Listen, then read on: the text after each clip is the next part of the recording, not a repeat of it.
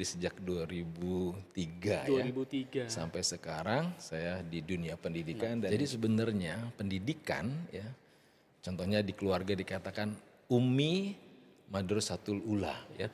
Jadi visi dari Global Islamic School adalah optimalisasi potensi atau fitrah peserta didik sebagai anugerah Allah SWT. Jadi output dari GIS diharapkan tentu menjadi faithful Muslim.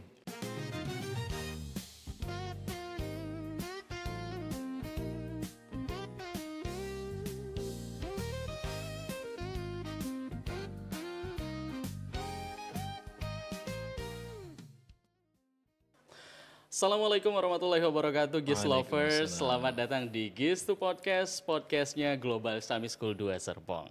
GIS to Podcast merupakan inisiasi dari tim kreatif Global Islamic School 2 Serpong sebagai wadah untuk saling sharing ilmu pengetahuan, pengalaman seputar dunia pendidikan, inspirasi, motivasi tentunya bersama narasumber yang luar biasa. Saya Rahmat Halomuan, hari ini seneng banget ya kita kehadiran satu tamu spesial yang luar biasa yang menjadi inspirasi kita semua. Kalau di dunia komika itu ada Prince of Mind Blowing, kalau di sini saya mungkin bisa sebut Prince of Great Mind nih teman-teman ya. 20 tahun lebih berkecimpung di dunia pendidikan. Langsung saja ini dia Pak Ayi Rusmadi. Assalamualaikum. Waalaikumsalam warahmatullahi wabarakatuh. Selamat pagi, siang, malam Pak Ayi. Pagi. Pagi ya. Oke, kita menyesuaikan waktu dari teman-teman yang nonton aja nih Pak Ayi ya. Betul. Oke, mungkin banyak dari teman-teman di sini yang sudah kenal dan ada juga yang masih penasaran siapa Pak Ayi itu sebenarnya. Boleh diceritain sedikit Pak Ayi, latar belakang Pak Ayi, kesibukannya saat ini seperti apa? Oke, baik teman-teman semua. Jadi kalau latar belakang saya lulus dari kampus tahun 2002. Masuknya IKIP tapi keluarnya UNJ ya. Kemudian saya mengajar di beberapa lembaga privat, sekolah sampai akhirnya 2004 bergabung dengan Global Islamic School Jakarta. Wow. 2016 saya ditugaskan untuk di GIS 2 Serpong sebagai kepala sekolah dan 2018 sampai sekarang saya ada di perguruan Global Islamic School. Masya Allah. Itu kesibukannya hanya di Global Islamic School dan pulang sekolah paling di masyarakat terutama di masjid. Oh, luar biasa banget. Memang dari dulu itu memang sudah berkecimpung di dunia pendidikan. Betul. Sebenarnya apa yang menggerakkan hati Pak Ayi ya hingga terjun di dunia pendidikan sepanjang karirnya mengabdikan diri di dunia pendidikan? Iya, iya. Yang pertama sebenarnya pengennya jadi tentara seperti bapak saya. Kemudian ada satu titik om saya yang tentara bilang udah lagi gak usah masuk karena itu biayanya besar dan punya para pejabat atau ya istilahnya yang pangkatnya tinggi-tinggi. Saya juga kaget ya sebagai anak muda waktu itu kok gitu ya. Tapi akhirnya saya beralih karena di SMA saya aktivis di Rohis. Saya pengen jadi guru agama waktu itu. Guru agama. Cuman gagal masuk tarbiyah di UIN, akhirnya di UNJ. Di UNJ. Ya, jadi mungkin kalau Sol jadi gurunya ada bibi saya yang memang guru di Garut ya, di kampung. Mereka semua guru. Jadi mungkin ada turunan guru juga. Tapi saya pernah sebelum menjadi guru saya bilang biar enggak nyesel, saya sempat bekerja di farmasi 1 tahun. Gitu. 1 tahun setelah lulus, nah baru setelah itu ternyata emang enggak cocok. Enggak cocok. Cocoknya jadi guru, jadi sejak 2003 ya. 2003. Sampai sekarang saya di dunia pendidikan dan insya Allah terus sampai mati lah ya. Sampai meninggal di dunia pendidikan, insya Allah. Insya Allah. Baik, selaras nih ya dengan panjangnya karir Pak Ayi di dunia pendidikan. Sebenarnya ya, apa sih dasar-dasar penting dari sebuah institusi pendidikan itu sendiri untuk mengembangkan peserta didik menjadi lebih baik lagi? Baik, kalau saya percaya sesungguhnya ada istilah begini, untuk mendidik seorang anak dibutuhkan satu kampung. Oke. Untuk kesuksesan mendidik seorang anak ya. Menarik. Jadi sebenarnya pendidikan ya, contohnya di keluarga dikatakan Ummi Madrasatul Ula, ya, bahwa ibu adalah pendidikan atau sekolah yang pertama. Ya. Jadi pendidikan seharusnya ada trilogi. Ya. Oke. Yang pertama ada keluarga, yang kedua ada masyarakat. Di dalamnya contohnya ada masjid, ya ada TPA, ada lembaga kursus. Ya. Betul. Yang ketiga tentu adalah sekolah atau institusi pendidikan tadi. Ya. Jadi 3 hal ini akan mempengaruhi proses pendidikan seorang anak. Ya. Betul. Dari dia lahir tentu oleh orang tuanya, kemudian dia mulai mengenal sebagai manusia sosial, lingkungan keluarganya, sampai kemudian dia masuk sekolah formal, untuk kemudian dia kembali ke masyarakat. Akan terus karena itu lifelong learner ya. Betul. Seorang atau pembelajar sepanjang hayat. Betul. Jadi kembalinya nanti tetap ke masyarakat. Ya. Nah, kalau tadi pertanyaannya untuk institusi pendidikan formal, apa sih sebenarnya yang menjadi nilai utamanya? Betul. Kalau menurut saya tentu adalah framework dari institusi pendidikan itu. Oke. Framework pendidikan itu apa? Tentu yang pertama, apa sih tujuan atau visi, misi dari institusi itu ya. Betul. Itu akan menentukan, nah ini yang paling penting, kurikulum. Dari sebuah sekolah atau pendidikan formal. Ya. Kemudian nanti ada value apa ya yang terkait dengan proses di dalam kurikulum itu diterapkan. Sampai nanti apa semacam outputnya ya. Output dari institusi pendidikan formal itu ingin melahirkan peserta didik yang seperti apa. Contohnya Global Islamic School kan di layanan pendidikan dasar dan menengah. Iya. Tentu outputnya ya yang paling sederhana, lulusan SMA selain punya keterampilan yang terkait dengan Global Islamic School, tapi yang utama melanjutkan ke kampus atau universitas gitu. Nah, jadi tentu tadi dibagi menjadi institusi pendidikan di level dasar, menengah sampai tinggi, mereka punya kekhasannya masing-masing. Oke, baik. Menarik. Ya, menarik banget. Tentunya ada satu hal saat ini yang mungkin banyak dikhawatirkan orang tua murid adalah bagaimana output yang dihasilkan dari sebuah institusi pendidikan itu ya. Saya pernah dengar analogi ya Pak. Mohon maaf nih, ada sekelompok hewan ya dari bermacam hewan yang dimana untuk menentukan mereka yang terbaik itu adalah siapa mereka yang bisa berenang sampai akhir ataupun dengan parameter-parameter tertentu. Ya. Menilik hal itu, kita juga sebagai peserta didik yang pembelajar, ya, bagaimana GIS ya untuk mengoptimalisasikan potensi-potensi yang ada di diri dari para peserta didik yang tentunya berbeda-beda gitu Pak ya. Gimana? Ya, tadi pertanyaannya keren nih, karena kata optimalisasi sendiri sesungguhnya kata yang dipilih oleh para founding father GIS sebagai visi dari Global Islamic School. Ya. Jadi visi dari Global Islamic School adalah optimalisasi potensi atau fitrah peserta didik sebagai anugerah Allah ya untuk mewujudkan rahmatan lil alamin. Jadi kata rahmatan lil alamin ini penting karena pada akhirnya sesungguhnya ketika Nabi Muhammad diutus sebagai rahmatan lil alamin, kita semua umat muslim adalah pengikut Nabi Muhammad. Jadi harus menjadi rahmatan lil alamin. Sekarang kan lagi ada Islamophobia nih ya. Bahwa kesannya kalau paham Islam malah enggak cocok sama dunia modern saat ini. Betul sekali. Entah itu bid'ah, entah itu teroris gitu ya. Tapi GIS sejak awal mencanangkan bahwa menjadi rahmat bagi seluruh alam. Nama Anda Rahmat juga. Nama saya juga Rahmat, tapi pakai D Pak. Pakai D, Rahmat ya. Betul. Nah jadi itu ya, kami di GIS ini percaya bahwa dengan mengoptimalkan, bukan memaksimalkan ya. Artinya apa? Optimal ini terkait dengan fungsi maksimal dari setiap peserta didik. Yang itu berbeda-beda sesuai dengan fitrahnya tadi. Ya. Nah kami percaya fitrah ini harus holistik, keseluruhan ya. Tidak hanya kognitif pengetahuannya, tidak hanya hati kolbunya, tapi juga fisiknya, tapi juga rasa atau perasaan. Jadi pendidikan anak-anak di Global Islamic School diharapkan holistik menyentuh semua aspek dari dirinya. Ya. Untuk apa rahmatan lil alamin ini berarti selain untuk rahmat bagi semesta alam, bukan hanya alam di dunia ya, juga alam di akhirat, bukan hanya alam manusia, juga alam jin dan seterusnya.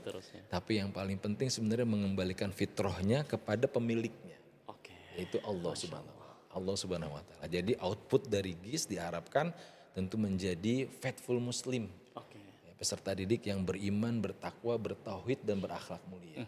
Kemudian menjadi lifelong learner, pembelajar sepanjang hayat, mencintai ilmu pengetahuan dan memiliki tradisi belajar yang kuat. Yang ketiga menjadi future leader. Mereka adalah calon-calon pemimpin dan tentu pemimpin bagi dirinya sendiri, bagi keluarganya dan syukur-syukur menjadi pemimpin di antara orang-orang beriman atau di masyarakat. Dan terakhir menjadi global player atau global player ya, yang berkontribusi pada masyarakat global. Sekarang bukan lagi tentang nasionalisme ya, udah global village. Kita tahu apa yang terjadi di seluruh dunia. Jadi anak-anak kita juga harus dibekali pengetahuan dan keterampilan terutama berbahasa, dalam hal ini bahasa Inggris, bahasa Arab sehingga mereka bisa berkontribusi pada isu-isu global. Wah, Masya Allah, menarik. Begitu. Oke, Pak Ai, tentunya dalam mengembangkan sebuah institusi pendidikan tentunya perlu adanya kolaborasinya dengan berbagai macam pihak gitu ya. Salah satunya adalah orang tua. Bagaimana GIS ya menjalin hubungan kolaborasi tersebut bersama dengan orang tua, Pak? Baik, ini menarik ya. Jadi tadi saya buka bahwa ada trilogi suksesnya pendidikan anak ya, yaitu ada keluarga ya, ada masyarakat dan ada sekolah. Nah kemarin baru saja saya mengikuti bersama-sama siswa kelas 6 ya Primary Global Islamic School mengadakan motivational training bagi anak kelas 6. Betul. Dan yang diundang itu bukan hanya anak kelas 6 tapi juga dengan orang tuanya. Masya Allah. Apa yang dilakukan di sana? Di sana dilakukan sesi motivasi, tapi juga mengkaitkan tentang tujuan pendidikan, anak-anak bersekolah dan ingin melaksanakan ujian dengan bagaimana peran orang tua di dalamnya. Bagaimana perasaan dan hubungan antara anak dan orang tua dibangun.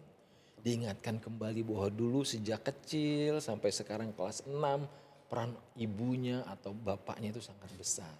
Sehingga ketika sekarang dia ingin menghadapi ujian, sesuatu yang mungkin buat sebagian anak itu luar biasa ya. Ada yang takut gagal, ada yang takut gak siap. Pasti. Atau bahkan orang tuanya lebih gak siap lagi gitu ya. Maka di pertemuan itu disatukan ya, antara orang tua dengan anak-anak. Saya sangat terharu dan ingat betul proses di mana mata orang tuanya ditutup ya. Kemudian anaknya menulis pesan tentang bagaimana butuhnya anak ini terhadap dukungan orang tuanya. Sehingga ketika mata dibuka, orang tuanya melihat pesan itu untuk mendukung, terjadi chemistry di antara mereka yang kuat. Ya. Jadi betul peran ibu, peran orang tua, bapak sangat besar bagi suksesnya pendidikan anak-anak. Dan kami di Global Islamic School sangat memfasilitasi itu. Ya. Selain tadi hadir dalam pelatihan atau sesi pelatihan bersama, mereka juga kami fasilitasi dengan lembaga koordinator kelas, BKOMG, sampai majelis taklim. Ya. Sehingga enggak cuma mendidik anaknya di sekolah, tapi mendidik orang tuanya tentang parenting Islami agar selaras antara kebijakan di sekolah dan pada dasarnya adalah pendidikan di keluarga. Betul, menarik. Masya Allah ya.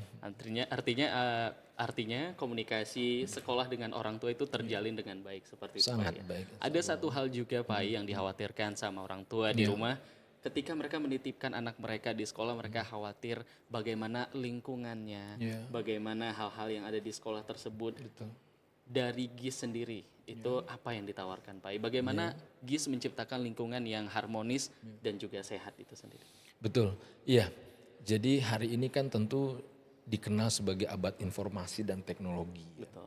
Jadi ada ulama yang mengatakan sesungguhnya Dajjal sudah hadir. Jadi sosok Dajjal yang ditakuti oleh kaum muslimin bukan sosok manusia lain yang akan datang. Tapi mungkin figur-figur di dalam teknologi yang telah hadir di antara kita. Di tengah-tengah keluarga. Dalam genggaman anak-anak kita. Karena segala informasi, pengetahuan sudah ada di dalam genggaman anak-anak. Jadi mereka tidak hanya satu-satunya mendapatkan informasi dari orang tuanya. Tidak hanya bahkan satu-satunya dari sekolah. Tapi mereka bisa dapatkan itu dari gadget mereka. Oleh sebab itu tantangan saat ini memang adalah tentang informasi yang harus tersaring dari anak-anak kita dari teknologi atau gadget itu. Ketika ini mampu kita berikan sebuah pemahaman, sebuah imun. Ya. Jadi konsepnya bukan steril, tapi imun, kemampuan anak-anak untuk bisa bertahan dari godaan-godaan informasi sekitar mereka termasuk dari smartphone tadi. Ya. Jadi pengetahuan tentang literasi media ini penting. Itu yang kami terus sampaikan. Bahwa pada akhirnya bukan aspek negatif dari handphone yang mau kita fokuskan, tapi bagaimana anak bisa berinteraksi dengan handphone untuk belajar, untuk meningkatkan pengetahuan mereka. Sehingga diharapkan literasi media, termasuk media sosial itu memberi imunitas kepada anak kita untuk menyelaraskan fungsinya untuk kebaikan-kebaikan. Jadi sejak di sekolah masuk ada MPLS, ya, ada semua training terkait dengan mungkin kesiswaan, akademik. Jadi kita punya 4 pilar ya, akademik, ya, kemudian keislaman, kemudian leadership dan keglobalan. Maka itu dikaitkan dengan bagaimana mereka mampu untuk bisa selaras dengan perkembangan zaman, dengan tantangan zaman. Tentu bersama orang tua mereka di rumah, bersama bapak ibu guru di sekolah. Masya Allah. Terakhir nih Pak, ada satu tagline GIS yaitu GIS is Indonesia, Indonesia is GIS. Apa makna yang diberikan dari tagline tersebut Pak? Gitu ya. GIS is Indonesia, Indonesia is GIS ya. Oke, jadi sejatinya tagline ya, ini sebuah narasi untuk membangkitkan semangat dan tujuan dalam mencapai hasil dari pekerjaan kita. Ya, tentu sebagai sekolah dalam mewujudkan layanan pendidikan bagi anak-anak kita. Ya. Jadi GIS is Indonesia, sebelumnya kami punya tagline GIS is Tangsel. Tangsel is GIS ya. Nah momentum 10 tahun kami telah berdiri, mengabdi, melayani pendidikan masyarakat Tangsel. Kami anggap sudah cukup dan meningkat ya menjadi level Indonesia. Walaupun kalau dari namanya kan Global Islamic School, harusnya sudah level dunia. Tapi kami pikir perlu ada periodisasi, ya, di mana di periode satu dekade atau dekade kedua ini kami ingin menyentuh Indonesia. Artinya apa? Bagaimana anak-anak selama ini sudah tahu tentang globalisasi, tentang isu-isu global, bahkan juga sudah berprestasi. Nah, mereka kita lebih arahkan ke level Indonesia. Lebih kita arahkan ke level umpama universitas terbaik di Indonesia.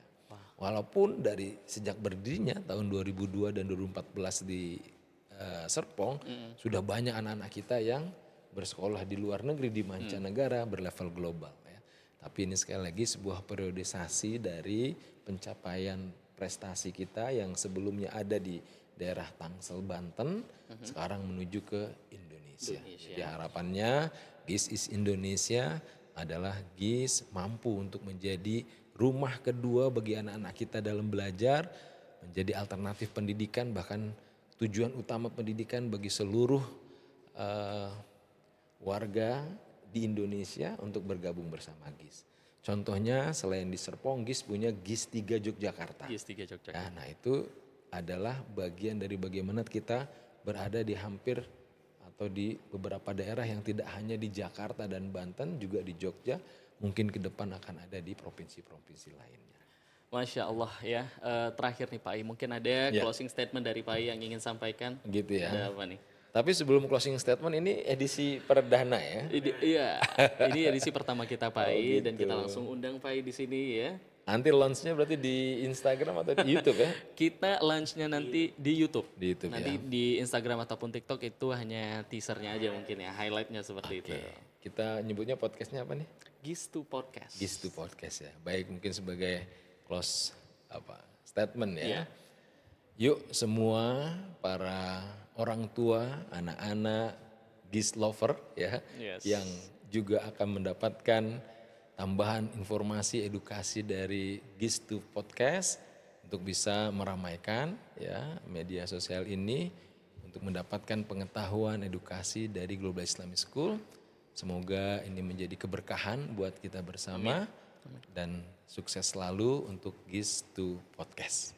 Yes. Terima kasih banyak Pak I sudah hadir, sudah berbagi ilmu, sharing pengalaman kepada kita semuanya. Semoga berkah, sehat selalu Pak I ya. Amin. Terus menginspirasi dan juga memotivasi kita semua yang ada di sini. Baik, teman-teman semuanya, terima kasih sudah nonton. Dan teman-teman juga jangan lupa like, komen, dan subscribe. Saya Rahmat Haloman mewakili teman-teman yang juga bertugas di hari ini. Terima kasih, sampai jumpa. Assalamualaikum. Waalaikumsalam Terima kasih banyak, warahmatullahi Pak. wabarakatuh. Sukses ya, keren.